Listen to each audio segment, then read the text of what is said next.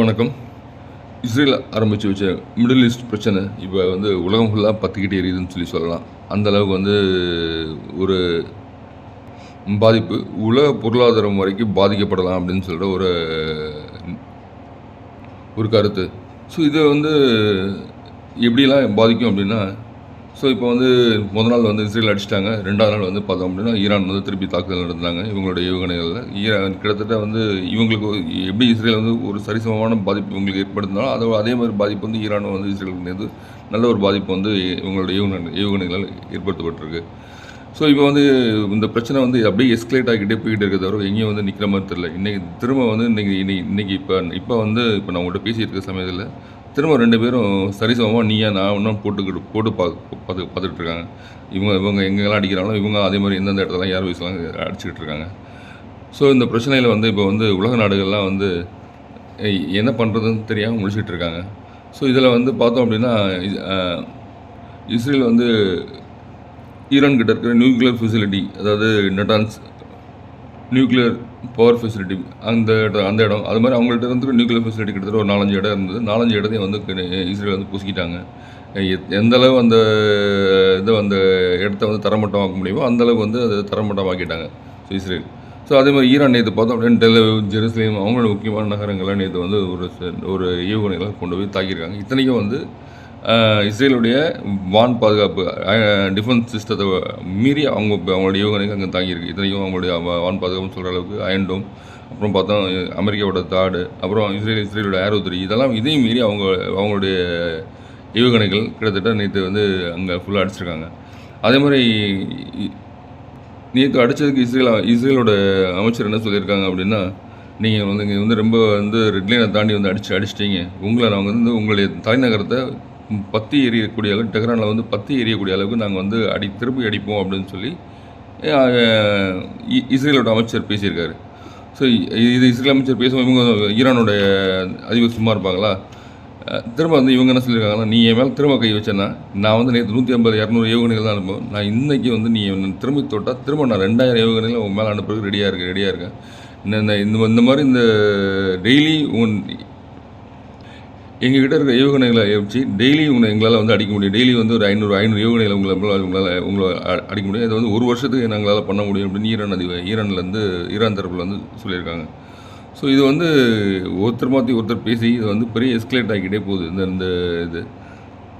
அதே மாதிரி ஈரானுடைய அமைச்சர் என்ன சொல்லியிருக்காங்க அப்படின்னா, நீங்கள் அதாவது இஸ்ரேலுடைய போரில் அமெரிக்காவுடைய துணையோ இல்லை ஃப்ரான்ஸோட துணையோ இல்லை யூகேவோட துணையோ இருந்தது அப்படின்னா, நாங்கள் எங்கள் மத்திய மிடில் ஈஸ்ட்டை சுற்றி இருக்கிற உங்களுடைய பேசஸ், அதாவது ஏர் பேசஸ், உங்களுடைய என்ன பேஸெல்லாம் வச்சுருக்கீங்களோ இதையும் நாங்கள் தாக்குவோம் அப்படின்னு சொல்லி இந்த மற்ற நாடுகளுக்கு இவங்க ஈரான் அறிவிப்பு அறிவிச்சிருக்காங்க.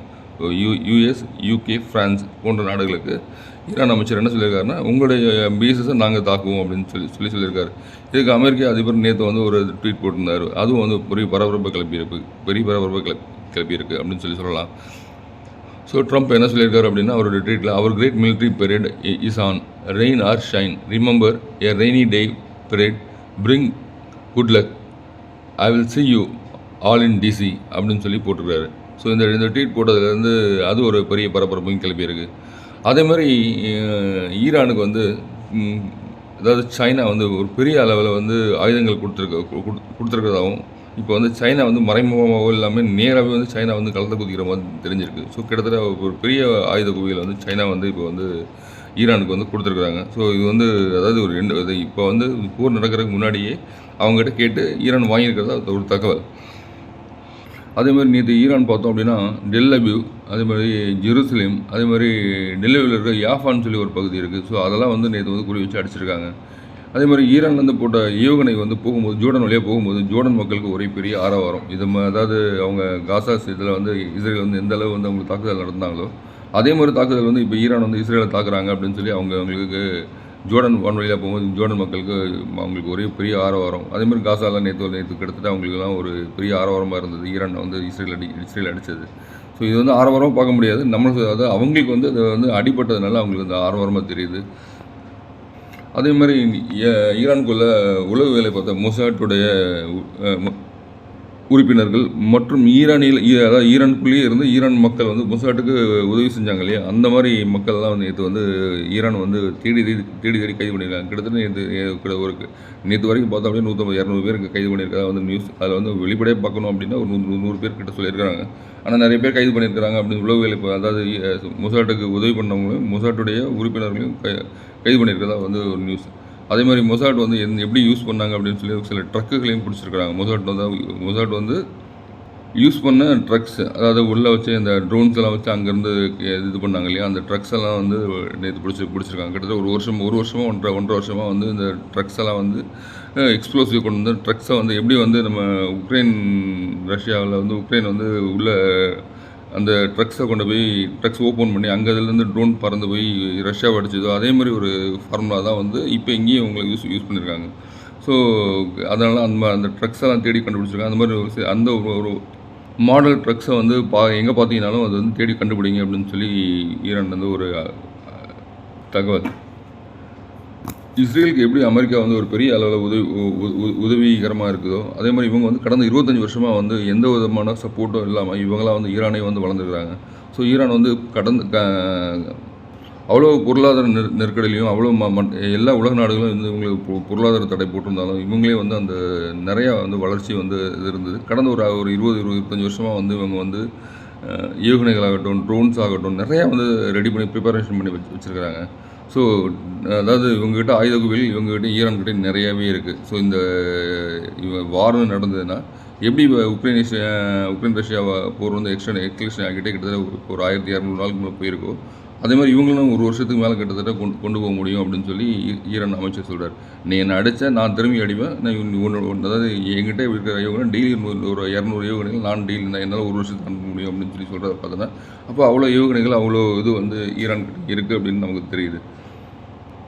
ஒவ்வொரு தடையும் இஸ்ரேலுக்கும் ஈரானுக்கும் பிரச்சனை வரும்போதெல்லாம் வந்து அவங்களுடைய பாராளுமன்றத்தில் வந்து ஈரானுடைய பாராளுமன்றத்தில் வந்து ஸ்ட்ரெயிட் ஆஃப் ஹார்மோஸ் அப்படின்னு சொல்லி ஒரு இடம் இருக்குது. அதாவது கப்பல்கள் வந்து அதாவது அவங்க நாட்டு வழியாக கப்பல் போகிற ஒரு இடம், அதுக்கு பேர் வந்து ஸ்ட்ரெயிட் ஆஃப் ஹார்மோஸ் அப்படின்னு சொல்லி சொல்லுவாங்க.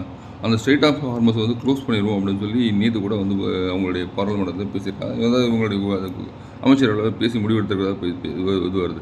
இந்த ஸ்ட்ரெயிட் ஆஃப் ஹார்மஸை அவங்க வந்து ஈரான் பகுதியில் இருக்குது, ஈரான் கிட்ட தான் இருக்குது அந்த ஸ்ட்ரெயிட் ஆஃப் ஹார்மஸ். ஸோ இந்த ஸ்ட்ரெயிட் ஆஃப் ஹார்மஸை வந்து மூணாங்க க்ளோஸ் பண்ணாங்க அப்படின்னா அதாவது எந்த ஒரு கப்பலும் வந்து சரக்கு கப்பலும் அந்த வழியாக போக முடியாது, இவங்க வந்து அனுமதிச்சா மட்டும்தான் போக முடியும்.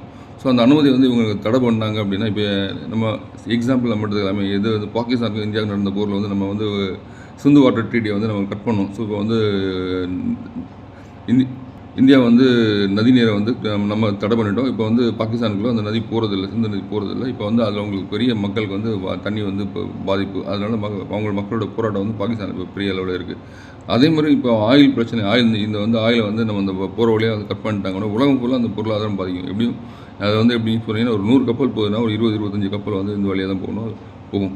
அதே மாதிரி 100 ஆயில் பேரல் போகுது அப்படின்னா 20-25 ஆயில் பேரல் வந்து இந்த இதில் தான் போகுதுன்னு அப்படின்னு கணக்கு பண்ணிக்கோங்களேன். ஸோ இதனால் வந்து ஒரு பெரிய அளவில் உலகம் ஃபுல்லாக அந்த ஆயில் பற்றாக்குறை பாதிப்பு வரும். அந்த ஆயில் பற்றாக்குறை பாதிப்பு வந்தால் என்ன ஆகும் அப்படின்னா உலகம் ஃபுல்லாக வந்து பொருளாதார பாதிப்பு வரும். அதாவது எல்லாருமே விலை கூட ஆரம்பிக்கும். ஃபஸ்ட் எடுத்தோன்னே சின்ன எக்ஸாம்பிளுக்கு அந்த ஆயில் வரல அப்படின்னா ஆயிலோட ரேட் கூடும். அந்த ஆயில் ரேட் கூடனா அதை சார்ந்த வந்து போக்குவரத்தில் உள்ள போக்குவரத்து விலை கூடும். அப்புறம் வந்து காய்கறி விலை கூடும், மளிகை பொருள் விலை கூடும். இது மாதிரி கிட்டத்தட்ட கை வச்ச பொருள் எல்லாமே வந்து விலை கூட்டுற மாதிரி தான் வரும். அதனால் இந்த ஸ்ட்ரெயிட் ஆஃப் ஹார்மஸை க்ளோஸ் பண்ணலாம் அப்படின்னு சொல்லி இவங்க வந்து இது பேசியிருக்காங்க. அதே மாதிரி நேற்று வந்து பார்க்க போனால் ஈரானும் வந்து இந்த பிரச்சனையை விட போகிறதா தெரியல. ஸோ ஈரானோட நியூக்ளியர் ஃபெசிலிட்டி ஃபுல்லாக அடிச்சிருக்காங்க. அவங்களுடைய கட்டமைப்புகளை வந்து இஸ்ரேல் வந்து குலைச்சி எடுத்துருக்காங்க. மேக்ஸிமம் வந்து ஏர்பேஸை அடிச்சிருக்காங்க, நாவல் பேஸை அடிச்சிருக்காங்க. ஸோ அதே மாதிரி அவங்களுடைய எனர்ஜி செக்டர்ஸ்லாம் நேற்று கூட அடிச்சிருக்காங்க இஸ்ரேல். ஈரானில் புஷேர் மாகாணத்தில் இருக்கிற பஜார் ஜாம் இயற்கை எரிவாயு சுத்திகரிப்பு மையத்தை கூட நேற்று வந்து இஸ்ரேல் வந்து வான்வழி தாக்குதல் நடத்தி அதை அழிச்சிருக்கிறாங்க. அதே மாதிரி பார்த்தோம் அப்படின்னா ஈரானுடைய தாக்குதலுக்கு பிறகு இஸ்ரேல் வந்து இப்போ என்ன பண்ணிகிட்டு இருக்காங்க அப்படின்னா அவங்களுடைய கட்டமைப்புகள்லாம் எங்கெங்கெல்லாம் வந்து அண்டர் கிரவுண்டில் வந்து ஸ்டோரேஜ் ஃபெசிலிட்டியில் வந்து எங்கெங்கெல்லாம் வெப்பன்ஸ் வச்சுருக்காங்களோ அந்த வெப்பன்ஸ் வச்சுருக்க இடத்தெல்லாம் வந்து இப்போ வந்து போட்டு அழிச்சிக்கிட்டு இருக்காங்க இஸ்ரேல். மேற்கு ஈரானில் இருக்கிற ஒரு அண்டர் கிரவுண்ட் ஃபெசிலிட்டி, அதாவது குரூஸ் ஏவுகணைகள் இதெல்லாம் வச்சுருப்பாங்க இல்லையா, அதை வந்து இப்போ வந்து அவங்களுடைய இஸ்ரேலோட ஏவுகணைகளை வச்சு போட்டு தாக்கிட்டு இருக்காங்க. இப்போ இந்த இஸ்ரேல் வந்து இந்த அதாவது விசுவல் ஃபெசிலிட்டிஸ் இருக்கிற இந்த அண்டர் கிரவுண்ட் ஃபெசிலிட்டி வந்து ஆல்ரெடி ஒரு வீடியோ வந்து ஈரான் வந்து வெளியிட்டிருந்தது. அந்த வச்சு தான் இந்த இடத்தை கண்டுபிடிச்சி இப்போ அடிச்சிருக்கிறதா வந்து ஒரு நியூஸ். அதே மாதிரி இஸ்ரேல் அடிக்கும்போது முதல் நாள் வந்து அடிக்கும்போது இவங்களுடைய ஈரானுடைய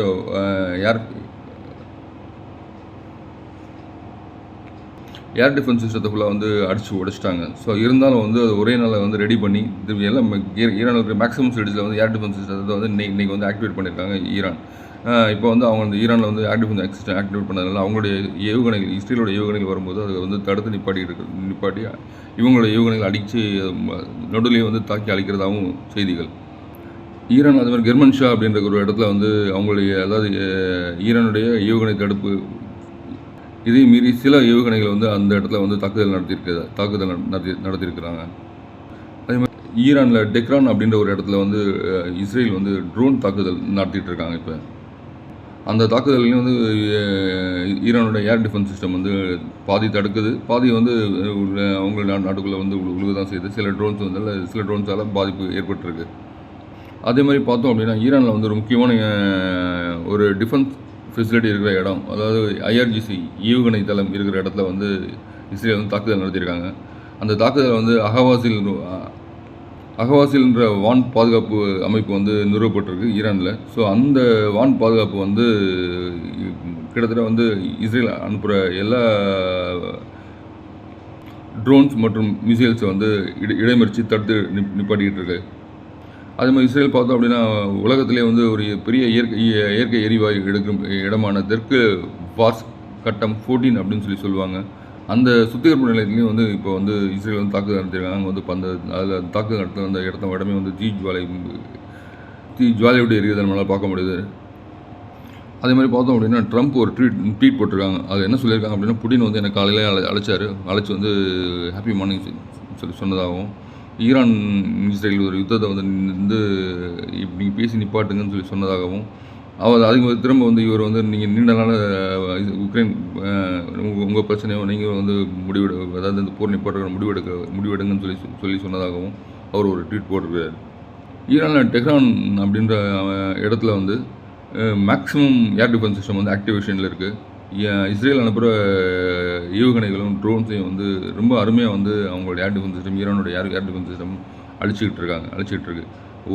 ஒரு சில இதை தவிர கிட்டத்தட்ட பெரும்பாலுமான பெரும்பாலான ஏவுகணைகளை வந்து இடம் பிடிச்சி வான்லேயே அழிக்கிறத வந்து நம்ம நிறைய வீடியோஸ் வருது இப்போ. ஸோ அவங்களுடைய ஈரானோட ஏர் டிஃபென்ஸ் சிஸ்டம் எப்படி ஆக்டிவேஷன் இருக்குது அப்படின்றது. இருந்தாலும் இஸ்ரேல் அடித்ததுக்கு மீறி இவங்க ஆக்டிவேட் பண்ணியிருக்கிறது அப்படின்றது ஒரு பெரிய ஒரு இதை தான் நம்ம பார்க்கணும்.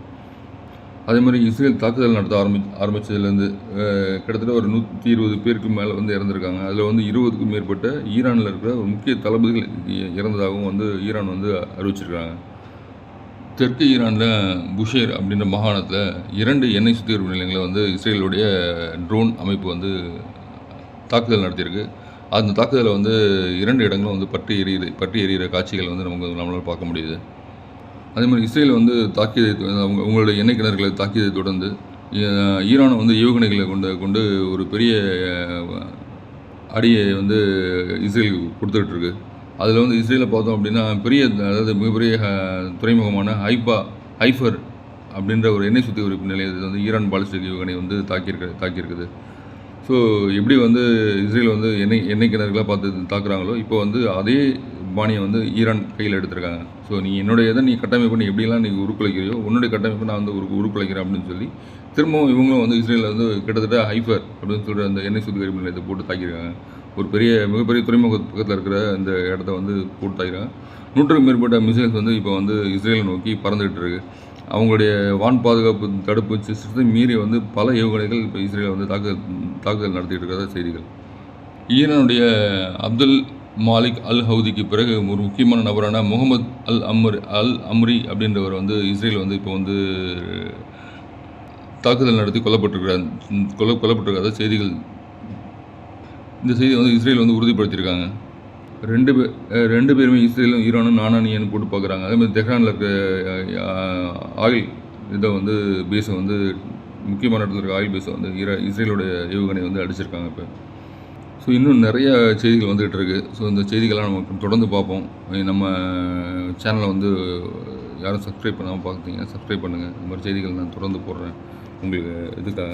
அதே மாதிரி ஷேர் மார்க்கெட் பற்றியோட நியூஸ், அந்த ஐபிஓ நியூஸ், முக்கியமான நியூஸ், அதே மாதிரி மார்க்கெட் வந்து எப்படி வந்து ட்ரைவ் ஆகுது அப்படின்ற பற்றிலாம் யாராவது தெரிஞ்சுக்கணும்னு போட்டிங்கன்னா நம்ம சேனல் வந்து உங்களுக்கு சிறந்ததாக இருக்கும். நம்ம சேனல் வந்து சப்ஸ்கிரைப் பண்ணுங்கள். தேங்க்யூ.